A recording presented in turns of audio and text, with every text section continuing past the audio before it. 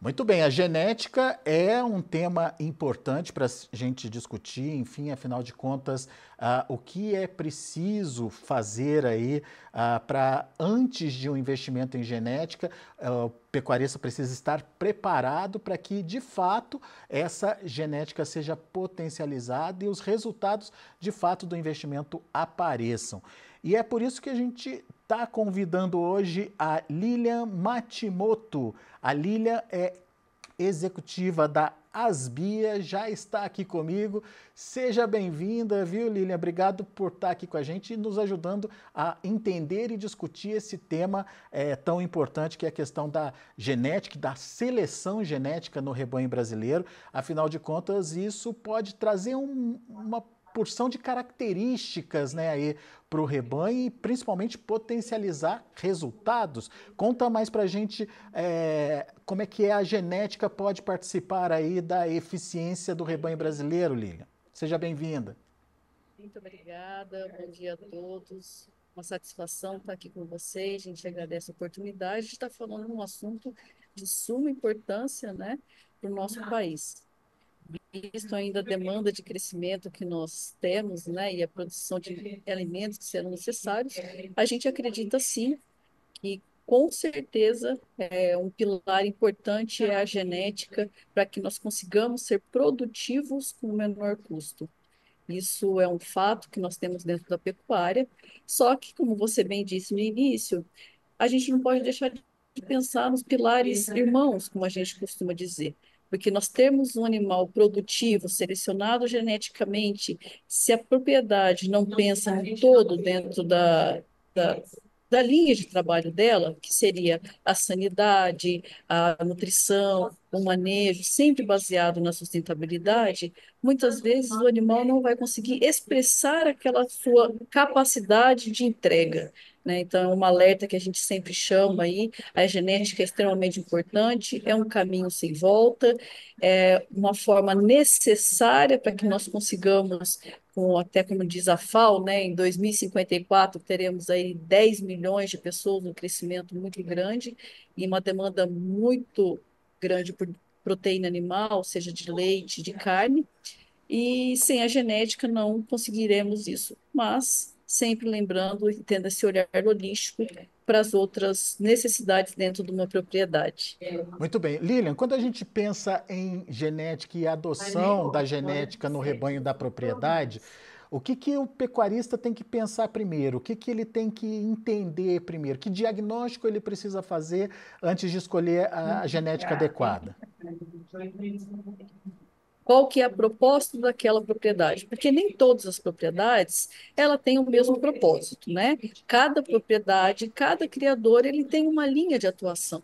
Então, a gente costuma dizer que o mesmo animal não serve para qualquer propriedade.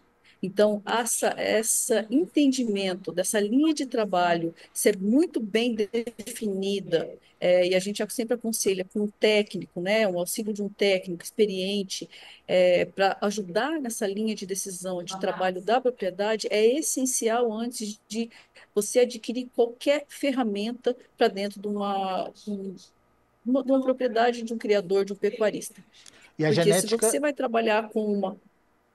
Pode falar, Não, desculpa. eu ia perguntar. E a genética ela pode atender desde a precocidade até o melhoramento da qualidade da carne na propriedade, não é isso?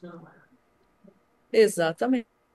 Então, pode ser que o criador ele está buscando, como você disse, qualidade de carne.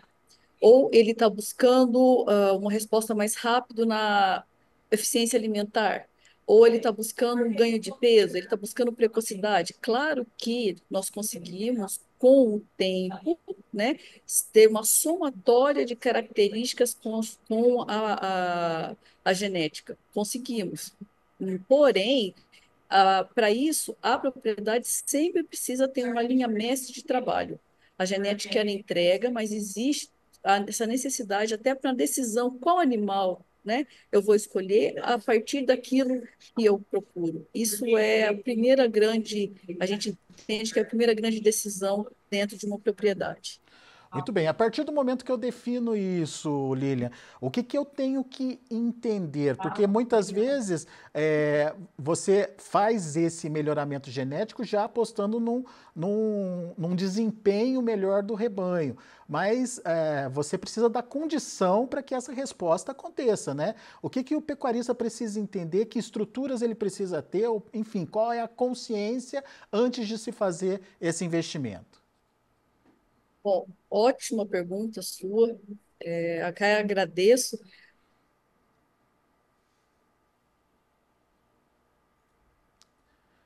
Oi, Lilian. Opa, voltamos. Investimento, né? Então, a gente sabe que a genética ela é um investimento. Ô, tá me escutando? Teve uma interrupção, mas agora já voltou. Pode continuar. Tá. Então, como eu estava falando, eu te agradeço, muito pertinente a sua pergunta, e nos dá a oportunidade de falar exatamente isso, que a genética é um investimento. E forço aqui, e reforço, na verdade, que é um dos menores investimentos dentro de tecnologia, que ela condiz de 1 a 2% no máximo em relação aos custos de investimento com relação à genética. Ok, a pessoa decidiu investir em genética, só que ela precisa entender que, como nós estávamos conversando antes, que para o animal expressar a genética é extremamente importante que ele tenha uma estrutura básica, uma alimentação adequada, a sanidade daquele animal é extremamente importante, o manejo, né? Isso é essencial. Um curral, que muitas vezes as pessoas não pensam nisso, um curral é também uma necessidade, uma balança dentro de uma propriedade, que muitas vezes a gente tem aí estatísticas onde, em média, de 17% das plantas, que elas corroboram para que aquela propriedade consiga ter o seu, que vai ter um retorno financeiro, mas para que isso precisa ser trabalhado conjuntamente, a genética, para que o resultado seja alcançado. É, e o resultado, no final das contas, é Alô? perceptível. Oi, Lilian, tá me ouvindo? Sim, estou te ouvindo. Tá bom. O resultado é quando você tem essa estrutura preparada e quando você faz esse investimento em genética é perceptível. Agora, como é que a gente entende isso como fator de renda para o produtor? O que que melhora para ele? Enfim, como é que isso se transforma em resultado no final das contas, Lili? Eu vou te dar um exemplo que eu acabei de escutar de uma pessoa.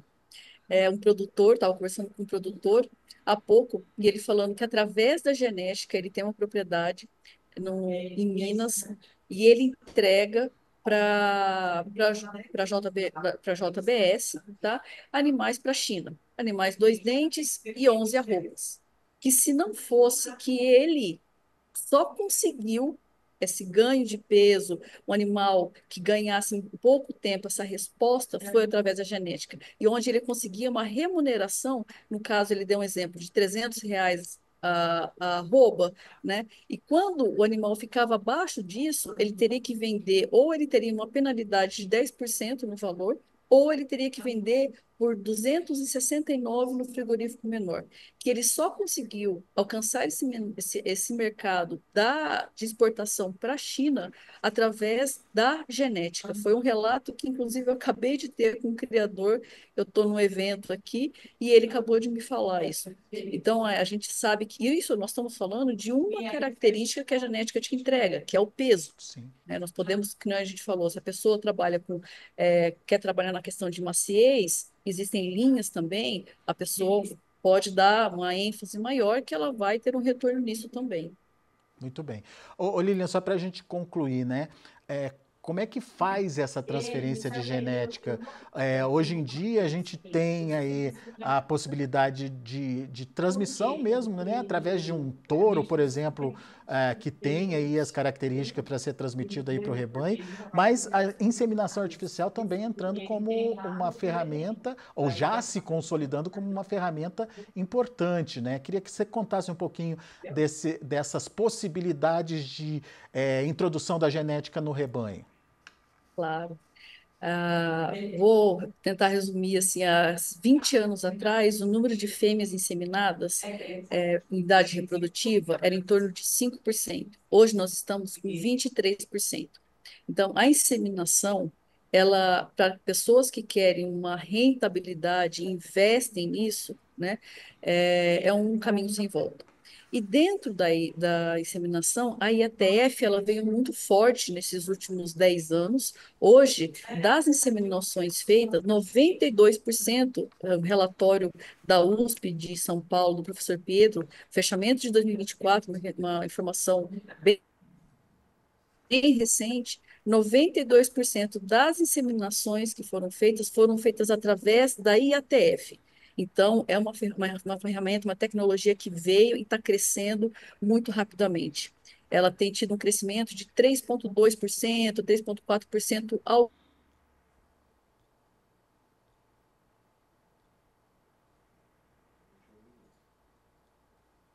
Lília? ano.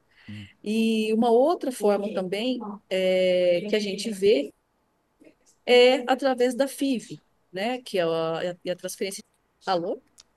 Não, pode prosseguir, Alô? Lília, pode prosseguir. Oi? Até onde você escutou? Desculpa. Não, você estava começando a falar da FIV, pode prosseguir. Isso. Ok. E a FIV é uma. Parece que a conexão não está das melhores. FIV fertilização in vitro aí, né? Uma outra tecnologia. Eu prometo que a gente traz esse tema, esse assunto para a nossa discussão num próximo momento aqui, mas de antemão eu já agradeço aí a participação da Lília aqui com a gente. A Lília que trouxe informações importantes e principalmente trazendo aí a possibilidade, obviamente, né, do pecuarista fazer um investimento consciente. Isso é que é importante. A gente conversou então com a Lília Matimoto. A Lília é executiva lá da ASBI, Associação de